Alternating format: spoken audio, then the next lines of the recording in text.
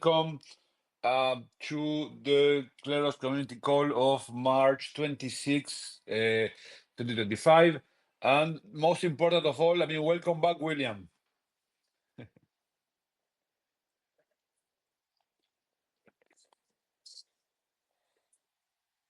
Changing mics. Okay, I will assume that you heard me. Okay, let's get started and yeah, we will get back to you later. Um, okay, different things for this week. First, we are many of us in Buenos Aires for this event called Merge, which I was quite impressed. This is an event that tries to bridge a bit the traditional world of mainstream companies, governments, enterprise to the Web3 ecosystem. So can help a bit like overcome this problem of crypto of being sometimes a bit in endogamic, I would say, and to try to bring more real world solutions for different problems, which is something that I have to say we have done quite well at Kleros. Or at least we have tried to do quite well. um, Trying to, even if Kleros, of course, is a tool that you can use for solving disputes in the Web3 ecosystem, for, well, DeFi, of course, and the freelancing, and yeah, you can use this for social media. But we have always had in mind that what will ultimately be, the judge of our performance is our ability to resolve, to change real life, real world people. So, and the goal of this conference called Merge is to bridge this gap between these two worlds, because there is sometimes a bit of a lack of trust. I would say even like from both sides. Web3 people, tend to see traditional banks, governments, insurance companies as the big guys who are trying to uh, make money at the expense of the people. And the traditional world sometimes see the crypto industry as as a bit of a casino, right? Which, to be fair, uh, one could see that point. So it's important that the people see in the traditional ecosystems what is the value that is created like crypto, and why this technology is important, and why it is, of course, used by finance and to help people make transactions more efficiently, and also bring transactions to countries where this is not possible to do because of lots of restrictions happening. Some of them regulatory, but also some countries have like a very weak financial systems, like, well, my own country, Argentina. So for us Argentinians, crypto was a great way to become integrated into the world economy in a context where this was not something easy to do. Okay, so and we have been at this event with Jean, we have been with Marcos, we have been there with Juan, and Facu, and we had lots of discussions with people from different entities. My particular talk during the event was um, about the work we are doing in Mendoza, one of the provinces in Argentina that is using Kleros to resolve disputes in neighborhood claims and small consumer claims, in order to, well, make the system faster, more efficient, and cases in Kleros can be resolved in 2 days. So this is a really good use case to show to people from the traditional world who maybe they don't know how or what a risk-taking system is, and what is the purpose, a risk-taking protocol serves.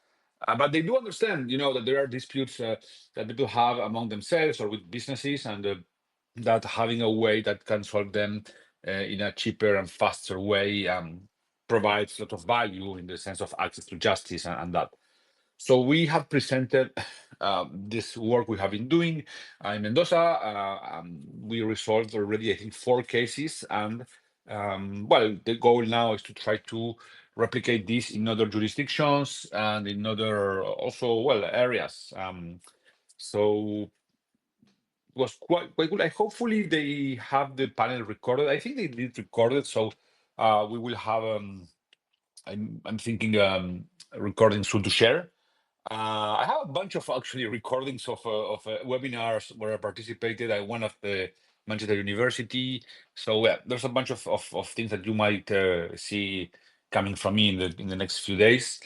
So yeah, I mean, and the day before the event, we had a very nice meeting at the embassy of Spain in Buenos Aires. So we got there, I would say, lots of the main people of the crypto ecosystem from very different projects. Well, as you know, Argentina is a big deal in in crypto because of problems with the currency over time, inflation, bad governance, all of the things that crypto tries to solve. Well, we had that, and it was really interesting because, as I said, this meeting at the embassy bridged it was a nice cocktail, bridged both worlds. So we met, for example, and we had met them before at the Crecimiento co-working. People who are really deep into the Ethereum ecosystem, like for example Skylar or Nathan Sexer, who are here for organizing the Dev Connect in November. So they are already looking for venues. I think they already chose the venue, the official venue is going to be done at La Rural, which is a huge place where they typically do agricultural exhibits. You go there typically, and there is a yearly annual exhibit about agriculture, and you can see cows, and people show the improvements in agricultural technology. Well, Argentina, of course, is a agricultural country. The Pampas, of course. So the main venue will be there. So we went for lunch with Skylar and Nathan because he's French, and yeah, well, trying to give them some advice from our fact of we are locals here, so we can help a bit with the organization. I don't know, Jean, anything else to comment about the events and Crecimiento? Anything worth mentioning? I think maybe the most interesting thing is that like people from regulators and people from well, Mario is a good example of that from the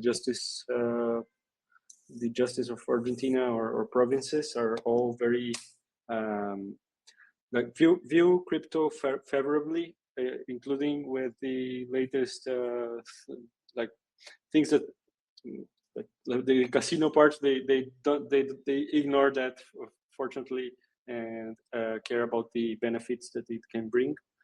So there was lots of talks about tokenization, so about stable coins and other use cases. Like there's also a big project here that is being featured by Ethereum, by the Ethereum account lots of times called Quark ID, which is an identity project. So Kleros is part of this movement, right? And I think it was very cool that we had this panel with Mario to talk about that. I mean, Kleros is almost founder of this movement in Argentina. When they announced the Connect in Buenos Aires, one of the projects they mentioned, of course, is Kleros, and I mean, not only that, because also Kleros is one of the few projects that uses blockchain for like a non-financial applications. Even if there are, of course, financial applications of Kleros, we have a DeFi security. We have the token, so we have lots of things that are serving a financial goal. But Kleros is in the core. It's not like it's not a purely financial thing. So this is, I believe, being a bit recognized in a moment where, in my view, and I can say this after being in this industry for like more than 10 years, actually now, I mean, actually quite a bit more than 10 years. It's a bit in a, I would say, soul searching moment, of, well, when we started use with this, we wanted to accomplish, some goals. I mean, have we reached those goals, or have we not? Maybe did we lose? I mean, did we get stranded along the way? Well, I guess people will make their own evaluation of the situation. But for me, this is a moment where blockchain industry is in a situation. I don't want to say like make it or break it, because it's not that, but it's in a moment where it's seeing also other technologies trying to solve some of the same problems. So I think that it's going to be an interesting few months or years for crypto. Um, so we have that. Then um, let me see. Okay, I will give a word to William, who is back here after, I think, a few weeks after his. Tell us about Stanford, William. How did it go? And yeah, and what are you up to? Yeah. So I was at the ECSF week like a week or two ago. So I guess about a week and a half ago. So there were lots of, it was kind of a decentralized event, kind of a Dev Connect style, where there were some main events, but a lot of sort of side events. But with a general theme, most of the events were talking about intersections between AI and Web3. So I had a lot of good conversations about that. I didn't speak at any of the events, but just sort of went and talked to people, and sort of heard interesting ideas. We are, of course, thinking about how AI can be more incorporated into Kleros. These sort of like early round initial sort of rulings, where maybe instead of having humans for the first round, you use AIs, and sort of how's that going to interact with the human system. It was interesting to hear other people's ideas about different sort of crypto economic games and mechanisms, or maybe some of the actors will be AIs, and what implications does that have? In terms of other conferences coming up soon, we of course have the mechanism design for decentralized justice conference at King's College in a few weeks. So I'm excited about that. Lots of experts on different aspects of mechanism design that are related to Kleros and decentralized justice are going to be there. Particularly excited to talk to the people that are experts on peer prediction, which is this academic study of crowdsourcing based on the idea of not only predicting the right answer to a question, but also predicting what other people are going to answer, which is related to the shelling mechanisms that Kleros uses. I've been thinking a lot recently about how specific mechanisms the peer prediction literature has envisioned could be adapted in Kleros, specifically around having better UX for deposits, having deposits that you don't always, when you have an edge case, it's hard, and multiple reasonable answers could be the right answer, and you come down on the wrong side of the case, maybe you shouldn't lose like the entire vote stake, and how can you sort of come up with a mechanism that is less sharp on such edge cases. So I'm looking forward to that conference, looking forward to talking to people about this research. That's what I've been up to. Cool. So you have King's College. This is something we are organizing with the AI Institute of King's College, and we're going to have 2 days of activities. First day is April 23, and this is going to be mostly oriented at more business people or legal technology students, and it's going to be a workshop teaching people how to build a legal tech project. Some of them, of course, implementing Kleros for solving disputes in different areas. Some of them will want to do it in like insurance, others in finance, others in consumer claims and whatever. So it's going to be a full day workshop. I will facilitate this. With some help by Sophie Nappert, who is an arbitrator, very well known she's from Canada, but based in London for a long time. And she's a long time community member of Kleros. She's also a very well known arbitrator. I mean, when I say arbitrator, I mean like arbitration of like oil and gas disputes for like over $1 billion, so that type of high level arbitration. And she has also founded this um, association called ArbTech, that they are pushing for the innovation in the arbitration industry. So she's going to be helping me facilitate this workshop by mostly by advising projects in legal aspects that they need to consider. I mean, on whether some setup that they might be thinking of putting together complies or doesn't comply with arbitration law, stuff like that.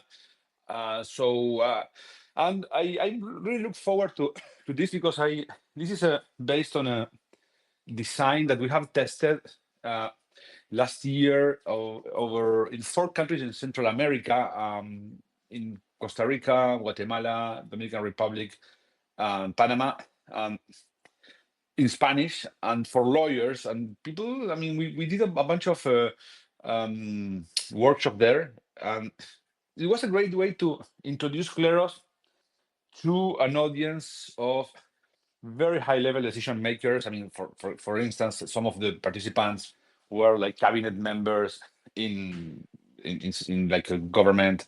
Others were like a Supreme Court judges, and it was a way to like to promote Kleros without advertising Kleros, because the value was like a full day of like building a prototype, building a legal tech startup, working in teams, and with a demo day type of pitch, and of course a part of the proposal was people, well, they will learn about Kleros because it's one of the technologies that is presented there. So it's like a Trojan horse, strategy, which is quite successful. People loved it, and I gave this workshop 4 times in Central America. And this is going to be the first time I do it in English, so I'm happy to test it with a new type of audience. So this is the plan for April 23, and then 24 is, as William mentioned, the conference of mechanism design. We are going to have a full day of discussions where people will present their work and research. Some of the people who are going to be there is Paul Goldberg from Oxford. Colin Rule is going to be there from, well, ODR. Colin Rule is the creator of the distributed solution system at PayPal and eBay. Glenn Weil, he's going to speak about identity, decentralized identity. Then there's going to be Ian Cash, who is a peer review, peer prediction researcher. So and a bunch more people. Sophie Nappert, of course, and we will discuss lots of different things, including how Kleros interacts with AI. This is what I'm mostly focused on, seeing how AI agents can be used as tutors, and also how we think that the future of the future solution is going to be mostly a combination of technologies. Of course, the idea of Kleros and Shelling Point, but this is also going to be about the use of AI for making decisions, which we think they're not going to be final. There's going to be always a human panel that could be appealed to in case people don't like the AI decision. I mean, people definitely feel a bit uncomfortable about having just a bot make high stakes decisions, because it brings, the Minority Reports kind of vibes. It's a computer making a decision about your life, and you don't know how it works. It doesn't really explain very well. Sometimes now they have models that do explain how they are reasoning, but it's not easy to understand, and people don't really like to just have their fate, in the hands of an algorithm. At least they are okay with that if that brings more speed or some other advantage. But having a final decision done by an algorithm without any resort to humans, it's I mean, I guess it's not we're not there yet. So we have AI. We have also tools that we have discussed or researched over the years, like for example, prediction markets. In my free speech talk for content moderation I gave at HCC 2022, I commented on how one could use prediction market to predict what one thinks a jury will decide. So I am also researching a bit of that, and then all of the new type of research that William is doing, which is very important, coming from soulbound tokens, and how to make sure that you have a panel of decision makers or jurors who are going to be having some combination of skills, for example. Yeah, so people are starting to research all this because it's coming. And we had a conversation with a guy yesterday that came to me after my panel, and he told us that he was actually doing research about how to implement AI agents into this type of decision making and how they can produce arguments between themselves. So it was super cool. So lots of the things that we have been researching over time are kind of converging now. And the conference in London in April 24 is going to be like a great way to uh, put all this on the table in front of some of the world's experts in all of these topics. And I think that if you get the chance of going, I mean, this is going to be like really a historical conference. And there was in the 1950s a very important conference on AI, the foundational conference at the University of Dartmouth, that people remember it to this day. I mean, and people say, I was there, you know, I got the POAP of being at that conference. I mean, I think this conference at King's College is going to be possibly, a big deal that people will remember in the future. So if you're in London, it's free. It's a full day, and it's in a very, very nice venue at King's College. We have put a lot of love into organizing this, so hopefully you can profit from that if you feel like it, and if you are there. And if you're not there, I mean, travel to London just to be on the conference, which is a great idea too. Okay, so we have that. Maybe, Jean, do you want to comment a bit on your experiments with the AI court? Because we are not just doing research about AI. I mean, we are actually implementing this and testing this, how it works. And so I think it's worth for you to comment a bit on this. Yes, I think we have now the sixth case already. The latest one was about a very interesting thing that was popular last week, which was the finding that some people made some scans on the pyramids and found that there were some apparently some structures or the indication that there's something below the pyramids. And there's this Alex Jones tweet about the artistic rendering of these findings, which is like completely exaggerated what these scans were all about. And so the case was about this. The objective is to define with AI tools if they are able to tell if these are fake news or not fake news.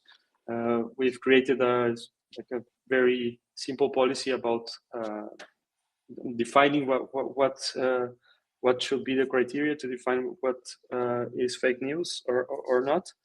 And then the jurors received the case and run the case through their tools and got to the right solution that this is indeed fake news. And it's interesting to see that now we kind of established the best practices for the jurors to share the reasoning of the tool that they've used. And it's interesting to see that their arguments, let's say, are pretty complete. And I'm very positive that the system can solve even more complex cases. Now one challenge will be to find complex cases for it to solve, but we can look for these cases. For example, I thought initially that it could maybe interpret that some of the sources that were just resharing the content and adding more facts, let's say, that confirmed this crazy theory that the models would somehow interpret that as valid because there was just so many people sharing it.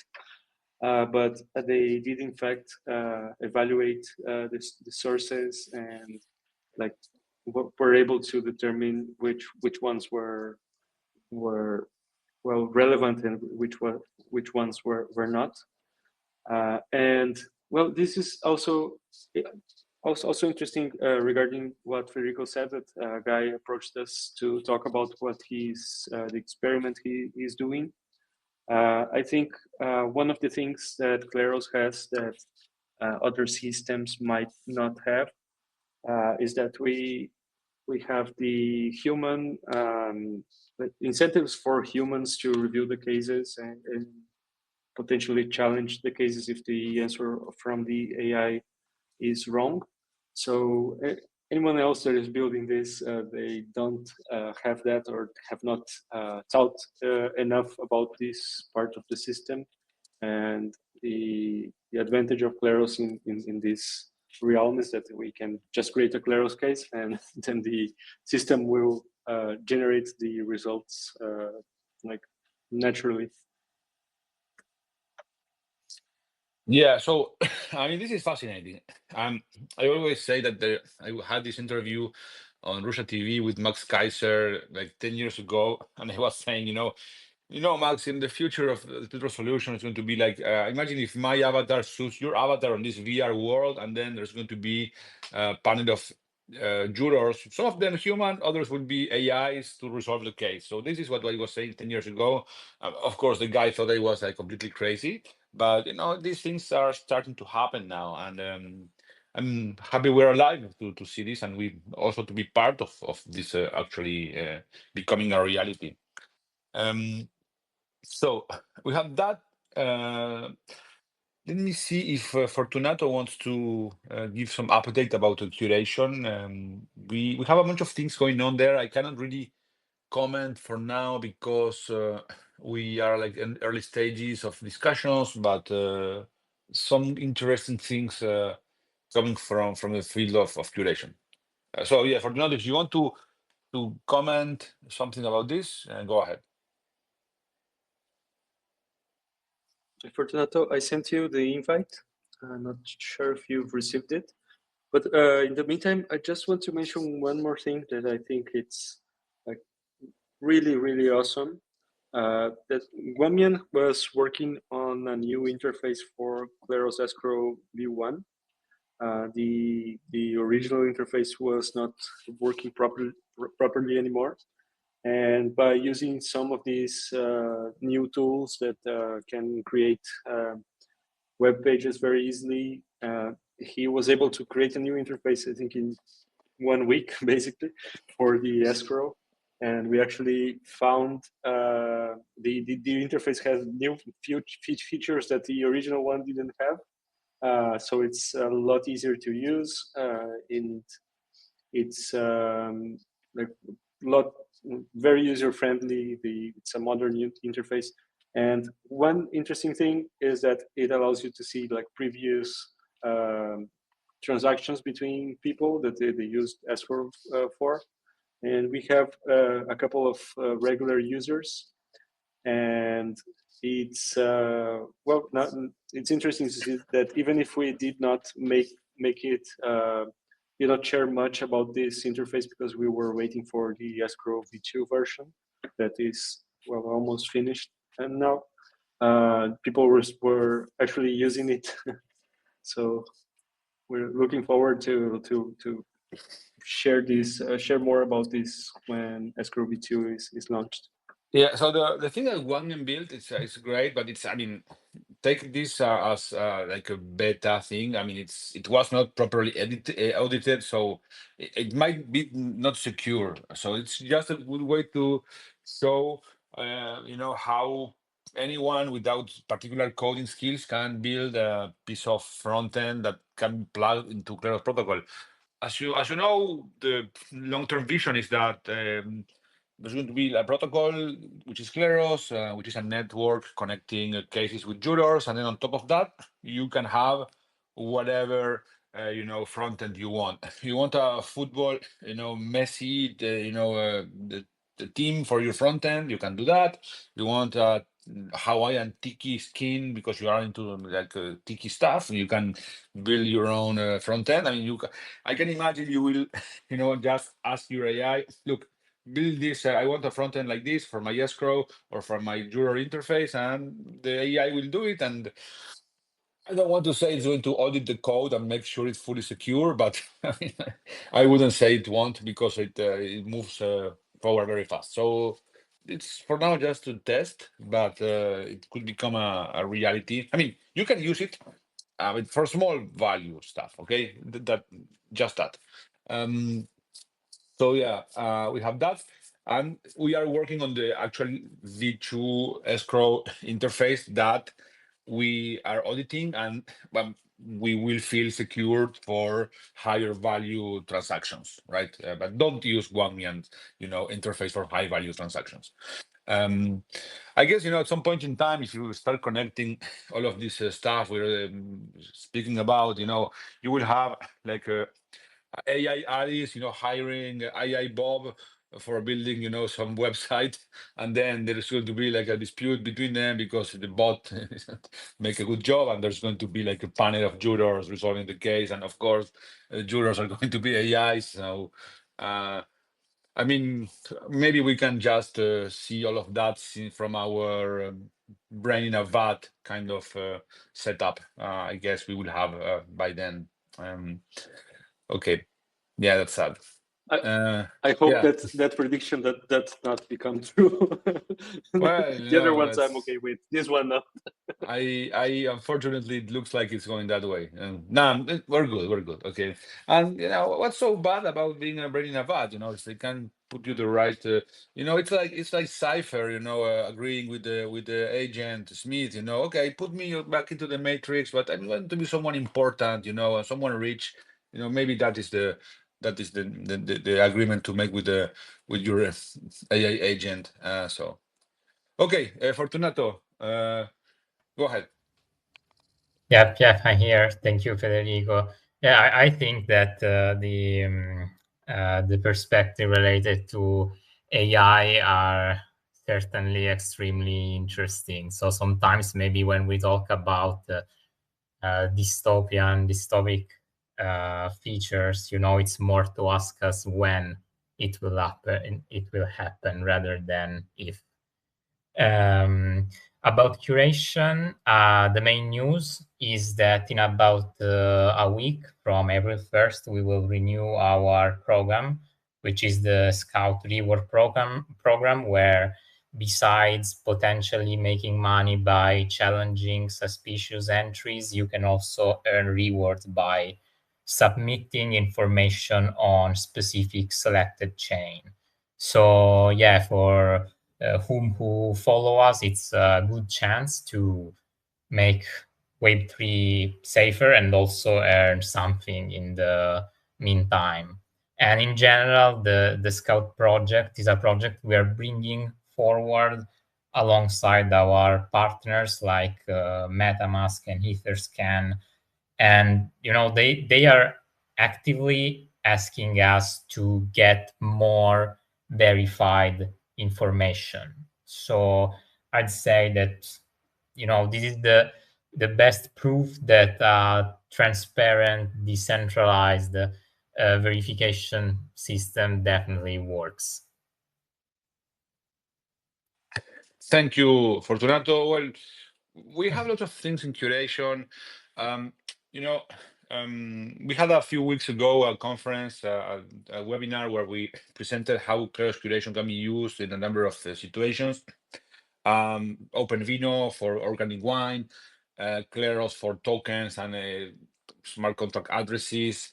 Well, there's also Dennis explained how you can use Kleros for dairy verification of organic quality. So there's lots of different ways in which Kleros can be a transparent certification system. So one of the things that I've been researching in connection also to the idea of AI is that one of the proposals that many authors do in order to start building more secure AI tools and models is a verified, certified list of AI models that are deemed secured to use because they don't have biases, or they don't have a particular, they don't have a they don't they're not against minorities, or whatever, you know, condition you might want to put as safety condition for an AI model. So if you see different authors who are researching about AI alignment, AI governance, they propose this type of certification of AI safety. I mean, one of them, if you read you know, Nexus by Yuval Harari, he makes a proposal. If you read The Coming Wave from Mustafa Suleiman, one of the founders of DeepMind, he also proposed this. You could use Kleros Curate to certify, I mean, to have a stamp of an AI model being secure. So let's say you train an AI model, and then you want to start using it, and then you have to submit this into like a AI safe list of models built by Kleros, and then there's going to be a bunch of conditions that the model needs to comply with to be considered safe. And then, well, people will verify if the model complies or not. If they think it doesn't comply, they will challenge it. If it complies, well, it's going to be accepted, and we'll get the certification badge of a safe AI model. So for some of you who might have been following Kleros for a long time, we already did a experiment in this vein. People don't know it because it only worked for a little time, and we didn't get the results we wanted by then. But we worked with a company, with an insurance company from Paris called La Parisienne, and they wanted to use Kleros to verify if models were suitable. These were insurance models that were, I think they were doing like credit risk scoring. But basically, what users had to do, what jurors had to do, was to verify if the model complied or not with the conditions that were required by the policy. Do you remember, William, about that pilot? That was maybe like 5 years ago.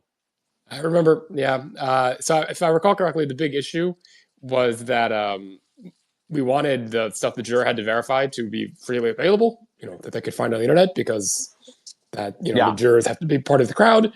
And all of the models that were actually relevant were behind like rather expensive paywalls. So like maybe if the system was mature, you could have as a requirement to be a juror in the court that you could subscribe to these, you know, paywalled services. But as like a pilot, like the paywall was a huge obstacle. Yeah, and there was not that much, I mean, demand for that by then. But you know, this was a first way, I mean, a first test of the use of Kleros in the context of, okay, can we use jurors to verify some statistical model? And in this case, it was the context of insurance. Now, you know, if someone will build a model to decide insurance payouts, you will want that model not to be biased, because you don't want the model to benefit, you know, either the company or like the policy holders. So we didn't put it by then as AI safety or alignment tool, but it can be easily converted into an AI alignment tool in the context of a verified or certified list of safe models to use. You know, it's also a good way to, I mean, a lesson for life. You know, some things that you did in the past with some goals. I mean, then at some point in the future, they can come back to you and give you the experience that you needed for something that is going to be way bigger than what we were just targeting back then. If you want to check, there is a blog article where we presented the model and the pilot that was it's on the blog. It's about open innovation. You can check it. So I mean, I think that I'm personally revisiting lots of those ideas to start thinking about this AI certification registry. So it's cool. Okay. Yeah, also because Yeah. you know, I think an interesting point is that not just for AI, but for any possible item. But let's talk about AI. They can be verified with different level of granularity. For example, I remember from some weeks ago there were both some Sam Altman and Elon Musk accusing each other of not having a real open model. So, it could start verifying if this AI model is really open source and you know how it works. Then there could be other level of verification if it does, I don't know, calculus properly and so on. So it's also, as you said, good to think that they can be verified from different angles and also, being cross-referenced.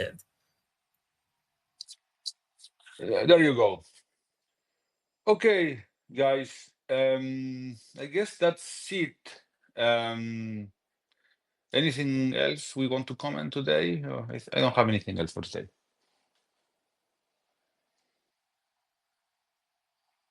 No? Okay.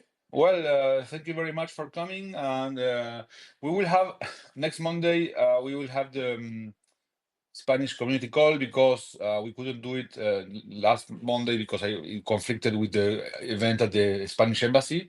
So if you want to be in the Spanish speaking community call Monday at I think it's 9 p.m. UTC, and otherwise see you next week at this same time.